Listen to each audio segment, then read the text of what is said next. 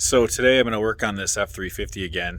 I think the first thing we're going to start with is checking continuity on the signal wire that goes from the solenoid on the fender well down to the solenoid on the starter. And then we'll also check the battery cable from the battery down to the starter. So I'll get my multimeter out and we'll start checking those two items. So I've got this clip here. This alligator clipped onto the positive battery cable. This is a lug that went to the starter. It's looking pretty nasty in there, but just clipped her on. Now we'll come back up to the alligator lead. We've got our multimeter set to continuity.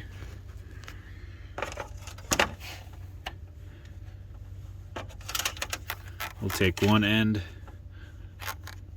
and we'll hook up to the green wire that was down on the battery cable. And then we'll take our other end, and all we should be able to do is touch this wire here and it should make an audible alarm.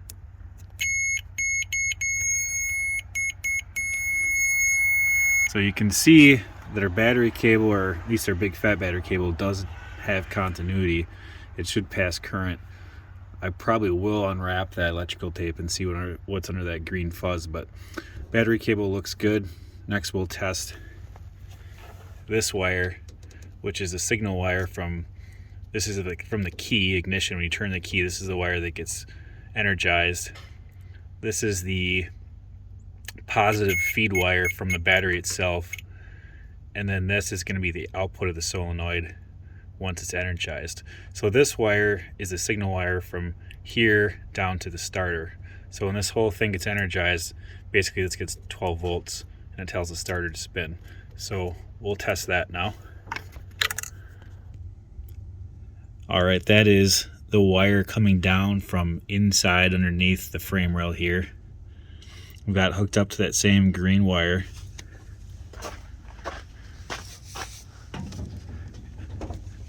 Then we come back up here to that green wire. We've got one end of our multimeter hooked up. Grab the other end, and if we touch here, we should get an alarm. And we do.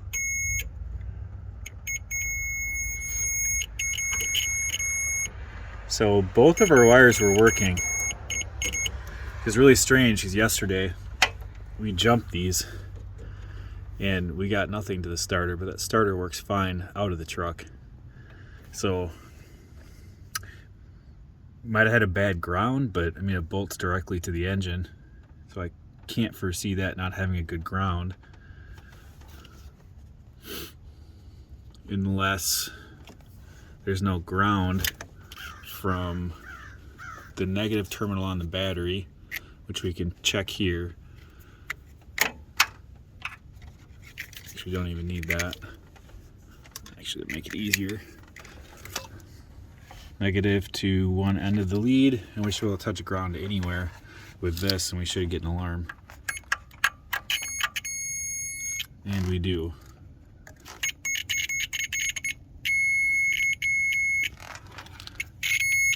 So that means the engine is grounded, which means that starter should have been grounded.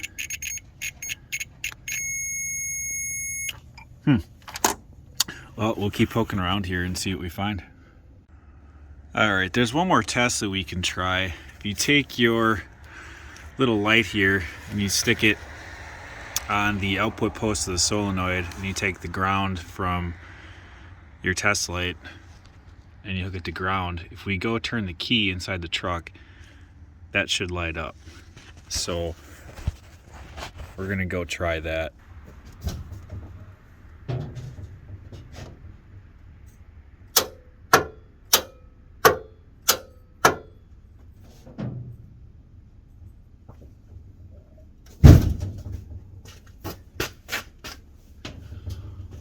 Alright, I think I saw that light flash a couple times when I was in the cab, so the solenoid's working like it's supposed to. So it's a little confusing because the wiring checks out and the starter checks out. I'm gonna compare starters and see if maybe I have another one. Maybe we just got unlucky with it in the truck, and then you take it out and it has an intermittent problem. So we'll keep trying. This is that battery cable that comes down to the starter, and there's some green stuff here. We had continuity from here up to the lug, or up to the battery positive terminal, but we do have electrical tape here. I doubt it has anything to do with that, but it's pretty stiff here. Maybe we'll pull some of this off and see if we find anything.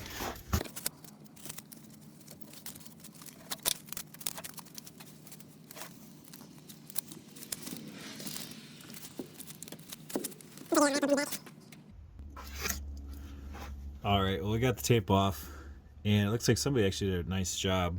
It's soldered from here to here, so I don't believe that that's not going to flow current. It definitely had its continuity test past that, so I don't think this is the problem either. I keep leading back to that starter. So I think what I'm going to do now is maybe hook the starter up here just in the wheel well with this, and then the signal 12-volt wire from the solenoid, and then I'll get some jumper cables and just jump it for a ground, and then we'll hit it with a key and see what happens. Alright, so I found this wire on another starter I had, actually off a Power Stroke starter. So I'm going to splice this wire onto this wire. And these things are awesome for doing that. They're the non-crimp solder and seal connectors. They work so good. You can use a lighter, a heat gun, a torch, anything that'll get hot. It'll shrink it down and melt the solder. They work great. So I'll put a link to these down in the description, but they come in all different sizes. They're pretty cheap. You can get hundreds of them in a kit, and they work so good. But we'll go ahead and repair that wire quick. Alright, got the wire strippers. We're going to go ahead and strip it.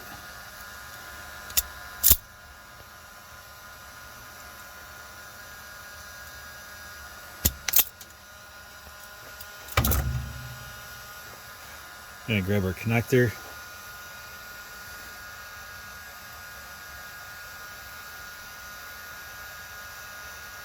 What I like to do is I like to push the wires. It's kind of hard to see. But I like to push the wires together and kind of get them to interlace their fingers. So I'll do that inside the tube here so they don't spread apart on me. There we go.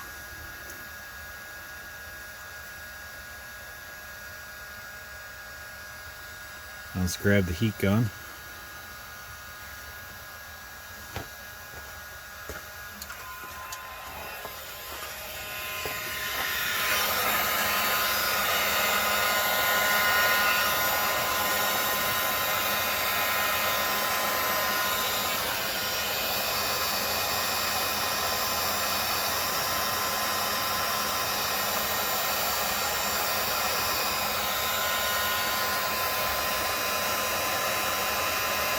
Solder's starting to melt already.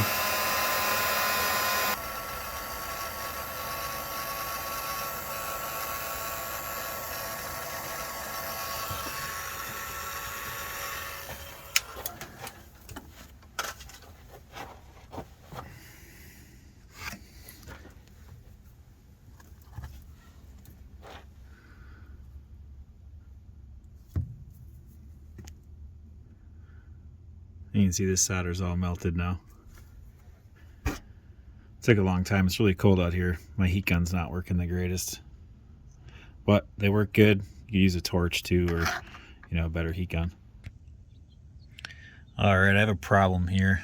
It looks like a stupid little problem, but this jam nut against this nut, they don't want to break free. They're just stripping, and then the stud is turning inside of the starter solenoid. So I don't want to spend a lot of time fighting with that. So this is a 7.3 Power Stroke starter. This is the IDI starter. They're pretty similar, but it looks like this gear sticks out quite a bit further than this gear.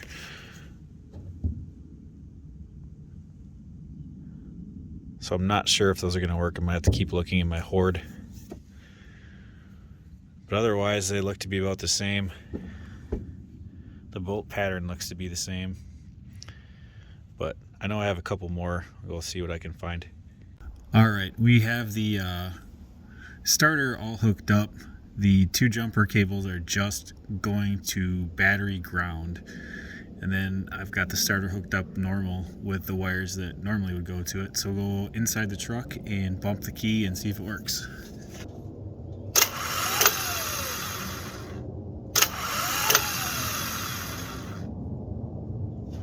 So by the sounds of it from inside the cab, I definitely heard it spinning. So I think I'm gonna go ahead and put the starter back in the truck and see if it works. Alright, I think we found a problem. The starter bolts, there's 3 of them. One of them is quite a bit shorter than this, but these two, either the shoulder is hitting the threads so it can't tighten all the way, and or the bolt is too long. So you can only get them tightened down on the top and the bottom, and maybe the head sticks up still another 3/16 of an inch once they're tightened. So somebody put the wrong bolts in this thing at one point. So I went to the hoard. I attended hoard hardware. So I have some hardware. They're quite a bit shorter. They'll still have plenty of thread engagement, and that should hold the starter nice and tight. That might have been one of the reasons it didn't start. I might not have had it ground because the bolts weren't even, they were tight, but they weren't squeezing the starter to the block. So we'll go ahead and replace those two with the shorter two and see if that helps. All right, we got the starter back in the truck,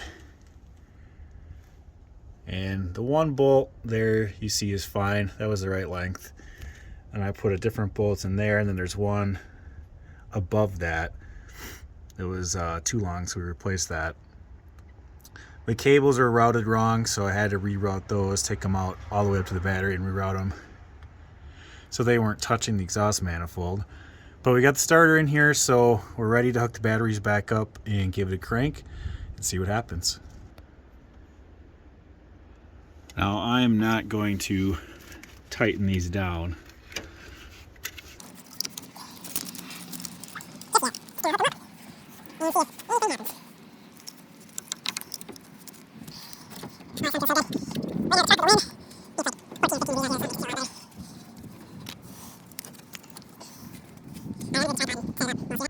Alright, we're all set up here in the tripod. I'm going to jump in, go turn the key, and see if this thing will come to life. And it's dead. Must be missing something.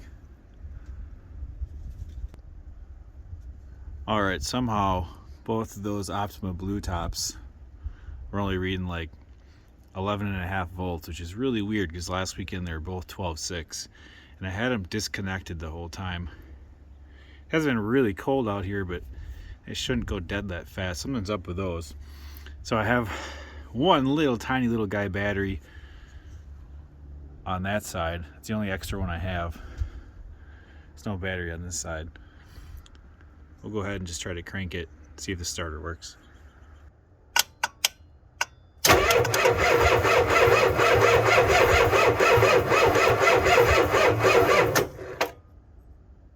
Well, starter works. That's good news. Now let's have to try to find some batteries to put in here. So I'll come back when I've either got some charged batteries or figure something out.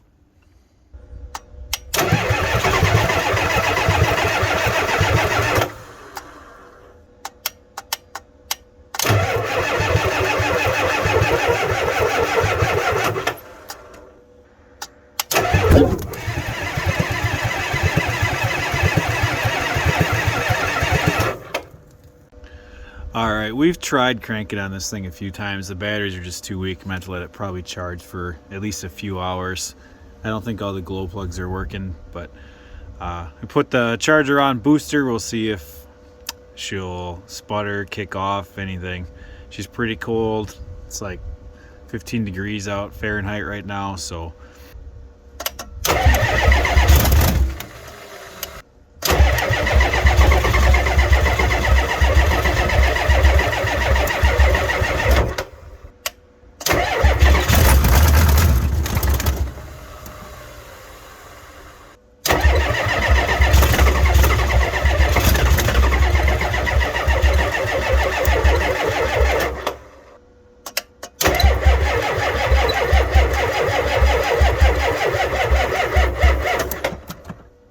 well, she wanted to go, just wasn't quite enough. We'll have to let those batteries charge up and try it again.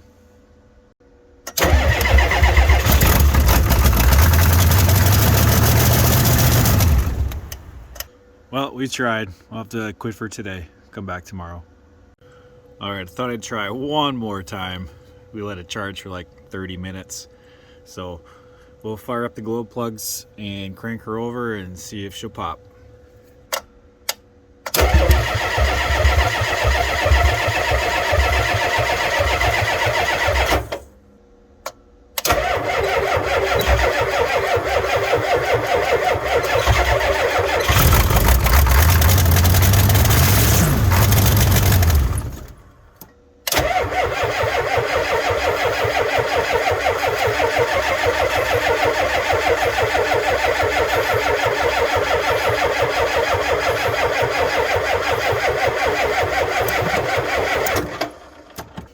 Well, we can't say we didn't try.